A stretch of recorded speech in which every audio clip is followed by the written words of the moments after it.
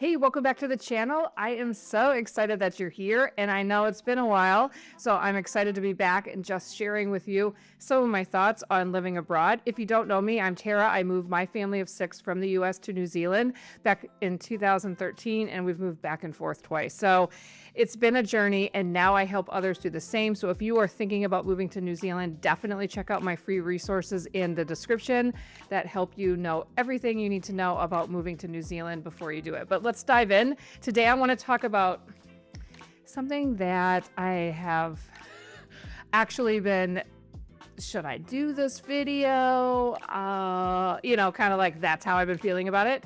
And I decided, yeah, I'm going to do this video. The things that I don't love about New Zealand is what I'm going to talk to you today. And I have a list of 6 things that I want to talk to you about. And these are things that become a little bit more aware. I become more aware and enlightened about it because I've moved back to the US and I'm here currently, and just seeing my kids move from one culture to the other multiple times and just kind of, okay, this is interesting. Now, before I dive into this, some of the things that I don't like, there's no perfect place, okay? The things that I'm going to be saying about New Zealand on a grand scheme, not that big of a deal, okay?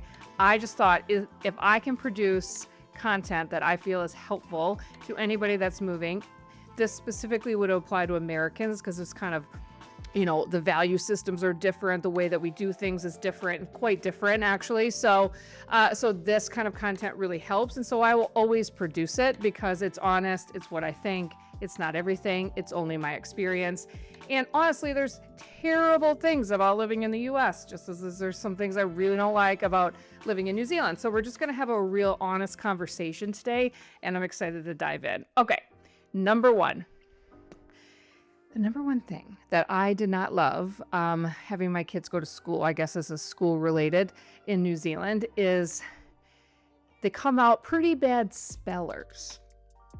And if you don't believe me, I think if a Kiwi is going to be honest with you, I think they would agree that they're not great on spelling. So like, for example, when we arrived, my elementary school child was doing like 20 words a week, and they were doing like 20 words a month in terms of like spelling. So, there's a lot of negative things I could say about the American education system and about the New Zealand education system, but this is one of the things that I really like. You don't walk away being a very good speller. Now, arguably in this day and age with AI, with, Grammarly, it doesn't totally matter, but like, it is kind of good to actually know how to spell when you have to write a card and whatever. And I've been actually quite surprised how many adults can't spell in New Zealand when I get emails and things going. Not that I'm a perfect speller. Like I'll tell you firsthand, that is not my strong suit. I am not, I'm not one of those people that are like really into English and making sure that all of the tenses are correct and all this. So I'm not one of those like nitpickers. I'm just saying it's actually pretty bad. Like you're not going to become a good speller. So if you are bringing your kids and you're going into they're going to be basically growing up in New Zealand, just be aware of that. Like there's ways around it, just like there's ways around some of the education lacks that, are in the US, and, just on that, because it's actually not on my list, but I just thought of as I'm talking, is there's not a lot of foreign language in New Zealand until they get older.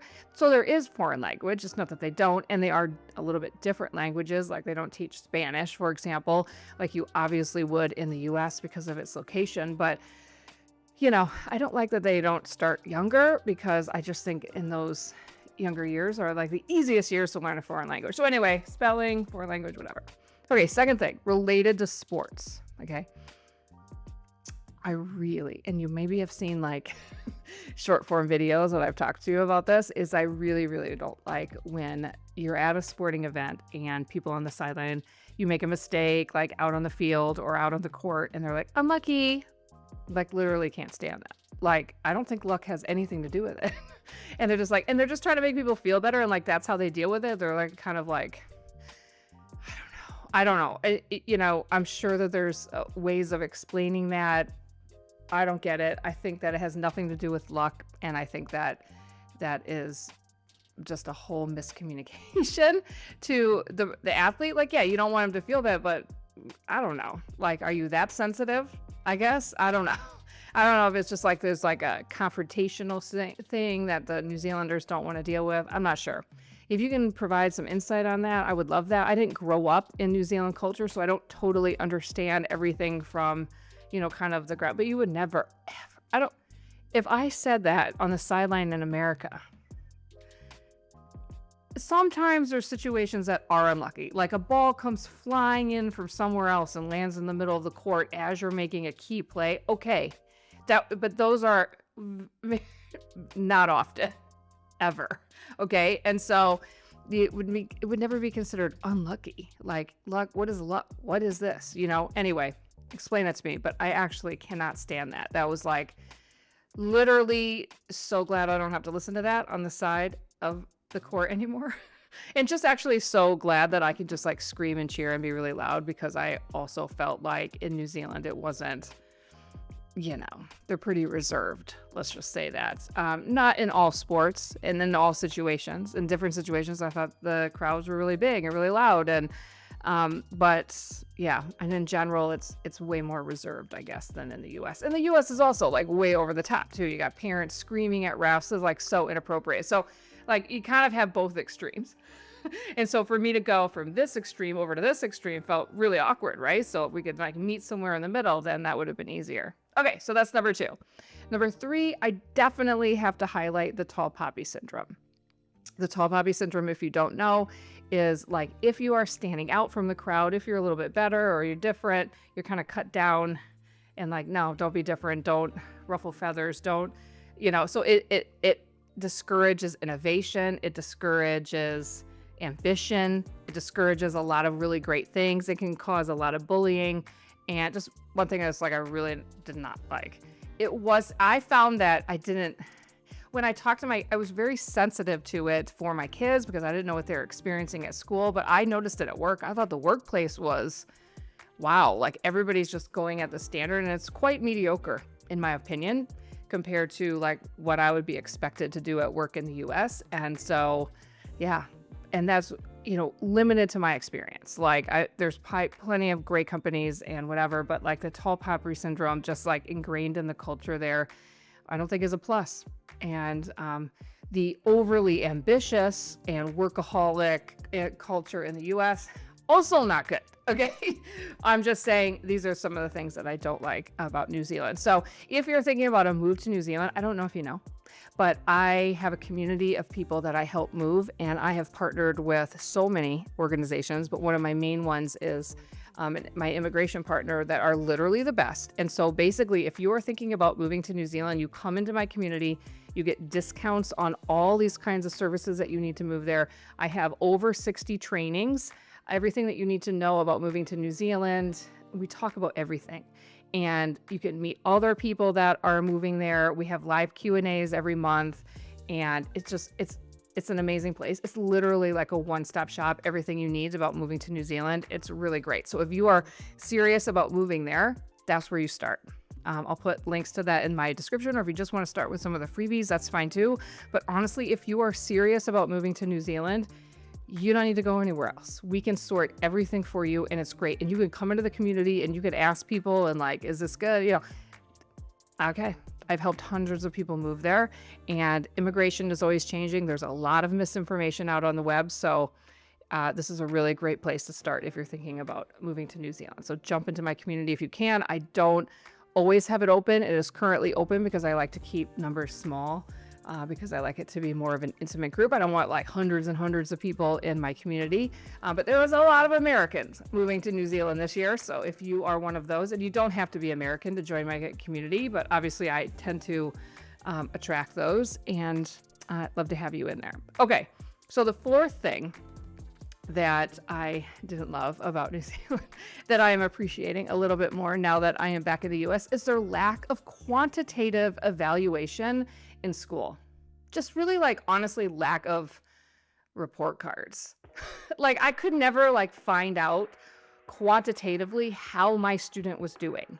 They, once they get into, so if you don't know, when they get into grades or years 11, 12, 13, They go through this program, NCA, and I think that they're doing away with that, and maybe they already have. So I may be overstepping here, but it hasn't been that long since I've left. But anyway, they do evaluations then, and it's really kind of like the testing really starts then. And they have really big exams. They're 3 hours, and they're all written, and then they're evaluated by like a board of people, and it's very qualitative, if you will. So like you can have let's say you have a whole class of 50 students and 10 of them get excellence. So they don't do A, B, C, D. They do excellence, merit, achieved, not achieved, that sort of thing. So if you had 10 people that have excellence, we have no idea which one. So somebody that had like let's say they had a 90%, someone that had a 99%, we know no different. They're all excellence. So in some ways that's nice. For me as a student, in my average way of doing things, that would have been great for me. But like also frustrated to like, you don't really know quantitatively how well your student is doing. And that was all through school. Like if I were to think about like, what kind of grades do they get now that I'm in the US and they're getting grades and they're getting, feedback relatively often. And I can always look at what they're getting on every test and quiz and assignment.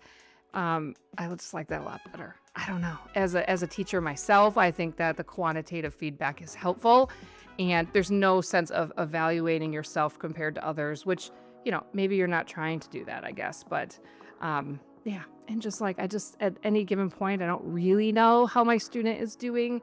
You can talk to the teacher, and I just felt like everything was very not quantifiable. Like you can't, like, if so like, well, I think that they're struggling in reading. Like, well, what do you mean by that? Like, is there something that I can look at? So, the US tends to be extreme in that way, right? Like we do standardized testing and Scantrons and all of this. And so we're extreme. And I'm not saying that I like that better at all. I don't. But I do appreciate the fact that more quantitative evaluation is there. Compared to New Zealand. And maybe they're, changing that a little bit. I don't know. Some schools did have more of a Cambridge style evaluation. And so it all depends on your school. But yeah, I just really didn't like that. And now that I've come here, I've just really enjoyed that a lot more. Okay. Number 5, the lack of pronunciation. So since 2 of my kids have essentially grown up there, they mumble. And they don't pronounce words very well. And it's just really noticeable when you're now in a culture that pronounces really well, that speaks clearly and loudly and confidently. They speak confidently, which is also not something that you get in New Zealand due to the tall poppy syndrome. You don't have people walking around being uber confident about everything. And so that was really noticeable to me as I've come back. And I don't really like that they're mumbling. I don't think that that's helped them land jobs. I don't think that's helped them communicate with teachers. Comes across not great, where it would be actually appropriate in certain cultures within New Zealand and just not as much in America. So just be aware of that and, just encourage pronunciation, I guess. Okay, and the last thing that I really didn't like, and let me tell you, I can appreciate this now being back, is the teen driving. So in New Zealand, and maybe it's changed, but I don't think so, you get your driver's license when you're 16, and it is a really hard test. Like you can only make like 2 or 3 mistakes. And then once you pass the test, you have to drive for 2 years before you can get a full license, which means you can't really take anybody in the car with you. You can drive alone for 2 years, but you can't like take your siblings to school. You can't, go out with friends, which I like. I mean, driving is dangerous. It's not like I don't realize this, but like when you have a lot of kids and they're in all sports and you finally have a driver that now can't even take anybody for 2 years, I think it's too restrictive. They can take a defensive driving course, which then allows them to get their full license in 18 months instead of 2 years. So that's great, but you have to pay $220 for that. So I don't know, the whole thing. And it was really expensive to take the tests. In the US, you can get your driving permit at 15 and be driving at 16. And while I don't think that that's perfect either, there are restrictions around any drivers that are under 18 as well. And so I think that's good. Like they can't be out late and different demerits if they get caught doing anything. So they have they just have a little bit more freedom around the driving, but with still some restrictions because they are new and young drivers. And so I appreciate that a lot more because, Yeah, 18 just seems really old to get your full license. And then also, what I did find when I was in New Zealand is that it really discouraged people from getting their license. So a lot of people weren't even getting the restricted until they're 18. And then now they have to wait 2 more years to get their license. And it's not great. I didn't love that. So, those are the 6 things that I just really don't miss really about New Zealand. There's a ton of things that I do and a ton of things that, I could answer the same question about the US and probably just off my head and come up with some pretty good good things. But let me know what you think. Let me know your experience living in New Zealand or living abroad and what you found to be really different and more difficult to adjust to. And definitely, if you're thinking about moving to New Zealand, you need to check out my community because that's what we do. We help you move to New Zealand. I'll see you guys next week.